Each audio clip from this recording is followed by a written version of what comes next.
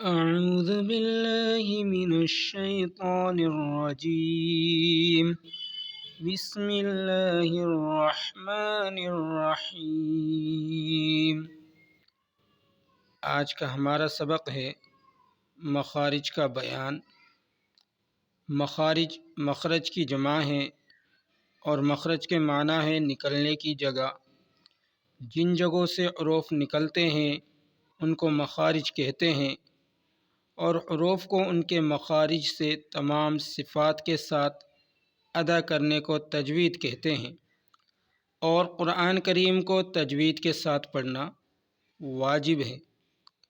جب کسی حرف کا مخرج معلوم کرنا ہو تو اس حرف کو ساکن کر کے اس کے شروع میں حمزہ مفتوحہ لگائیں، جہاں آواز رک جائے وہیں اس حرف کا مخرج ہے۔ الف کا مخرج جوف دہن یعنی منہ کا خلا۔ با کا مخرج دونوں ہونٹوں کی خشکی والا حصہ۔ تا دال طا زبان کی نوک اور سامنے کے اوپر والے دو دانتوں کی جڑ سے ادا ہوتے ہیں۔ ثا ذال ظا زبان کی نوک اور سامنے کے اوپر والے دو دانتوں کے کنارے سے ادا ہوتے ہیں۔ جیم شین یا زبان کا بیچ اس کے مقابل اوپر کے تالو سے ادا ہوتے ہیں۔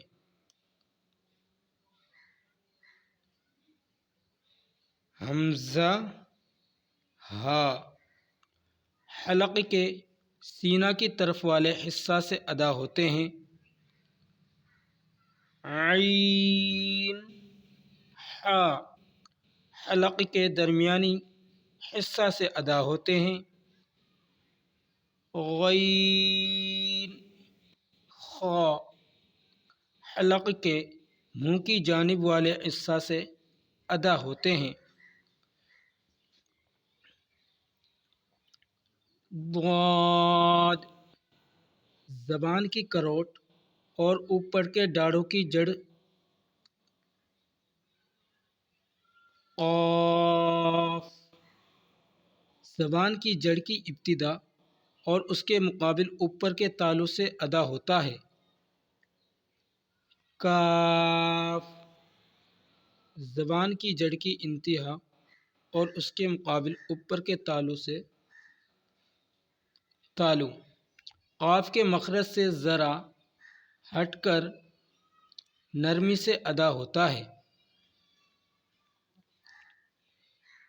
کاف کا مخرج زبان کی جڑ کی انتہا اور اس کے مقابل اوپر کا تالو قاف کے مخرج سے ذرا منہ کی طرف ہٹ کر نرمی سے ادا ہوتا ہے۔ ہمیں ابھی اس میں ایک چیز اور بتانی ہے۔ جب کسی حرف کا مخرج معلوم کرنا ہو تو اس حرف کو ساکن کر کے اس کے شروع میں حمزہ مفتوحہ لگائیں، جہاں آواز رک جائے وہیں اس حرف کا مخرج ہے۔ اگر ہمیں با کا مخرج معلوم کرنا ہے تو ہمیں سب سے پہلے حمزہ لانی ہوگی۔ یہ دیکھو، یہ حمزہ آ گئی